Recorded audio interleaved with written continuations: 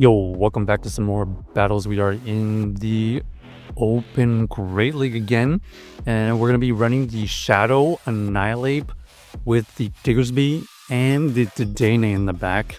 So this is an okay lead, considering we are resisting their fast move pressure, but also we can barely tank one move if we really wanted to, but we're not going to like to do that. So we're just going to shield here and play out the ones at least. Looks like our opponent is going to be able to throw another move. So there's the Earthquake that we survive. And now we can throw this Ice Punch and it ends up winning us the lead. But at what cost? It looks like the Cradillion in the back did avoid our Annihilape. So for right now, it looks like they are in the advantage because they did avoid our biggest threat to their Cradillion. However, let's see if we can get this low enough so our Dedenne can do something with it. Looks like this is going to be a very tall task to overcome. We're going to have to parabolic charge here to boost up our defense. Now we can just tank one move at least and hope for the best. We still have an opportunity to catch with the Annihilape. So it all depends on what they have in the back. And it looks like they have another answer to the Dedenne. So this is not going to end well for us, as they pretty much had all the answers to our Dedenne and avoided their biggest threat on our team with the Annihilape. So with that in mind, we're going to let's see if we can make a little adjustment here with probably taking out the Dedenne and throwing in the Gastro. So basically this is trying to scare away any like fire types, potentially maybe even some fairies. So against the Lapras here, this Lapras is gonna get one shield from us, but it leaves our Annihilape with a ton of energy. And so we're just going to stay in, fire off this Rage Fist, and then bank the energy and leave into the fortress. This fortress is looking to do a lot of damage. They go for the Earthquake, and we commit to the farm down. We get the huge farm down with a lot of energy. We see the Diggersby come back in, so they're running double ground with the Lapras. Very, very interesting team. In fact, the Annihilape was really, really good against their team. So glad we still have the Annihilape. We know that this matchup here kind of depends on the debuff situation. Keep in mind they still have two shields, so they have the clear advantage if they avoid debuffs and they shield the correct moves. Unfortunately, that Scorching Sands does not get the debuff. I believe they got the debuff right there. So we are going to have to hope for the best now. And then our opponent switches out for us and allows us to have a win condition, because now we throw this Rage Fist, we boost up our attack, and we know that we resist these quick attacks. And luckily, we are able to reach another Rage Fist to take out that low health Diggersby. So GG's to our opponent, able to win that game with the Annihilape. Like I said, seemed triple decent against their team. Only like terrible matchup was probably the Lapras.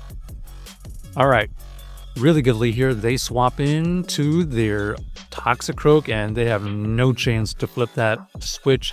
So they have just GG's quit immediately and saved us some time, because we were probably never ever gonna have to shield that Toxapex Gastro scenario, and we probably would have ended up with some move to throw back at the Dugong. Ooh, not the best lead here. So we swap out and we actually get the Marowak versus the Diggersby.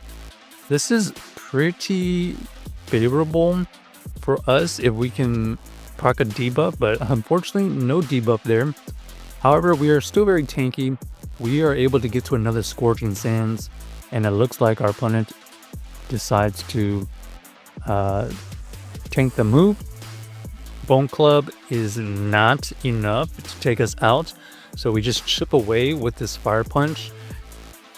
And we don't get that last shield, but our opponent ends up surviving with 1 HP. So we have to tank this Bone Club now, and then we just gotta find what they have in the back, and it ends up being another ground type. So our ground type versus their ground type, we have the shield advantage. Ideally, we still have the advantage, but maybe they get a lot of debuffs here. We see 1 debuff go through, so that's step 1 to their comeback. We have to shield there, because basically we just want to keep this Gastro as healthy as possible at this point. We allowed them to throw another move, and we're trying our best to reset it. Our opponent ends up having to use some energy into our Annihilape. Nightshade easily takes us out. We're going to fire off the Earth Power at full power now. And looks like our opponent is able to farm us down with those resisted fast moves. So GG's to our opponent. Tough situation. Maybe if we had thrown the Earth Power sooner instead of letting that last Scorching Sands go through, things would have been different. So that even though it wasn't full strength Earth Power, that potential catch probably would have damaged their Corsola. Okay, we got a Corviknight to deal with now versus our Annihilape. The Annihilape stays in, throws the Racious. I think they caught the move. Nope, they didn't catch the move, and now we're boosted up. So we are just going to commit to this situation if they're going to stay in. It looks like they finally swap out into their Sableye.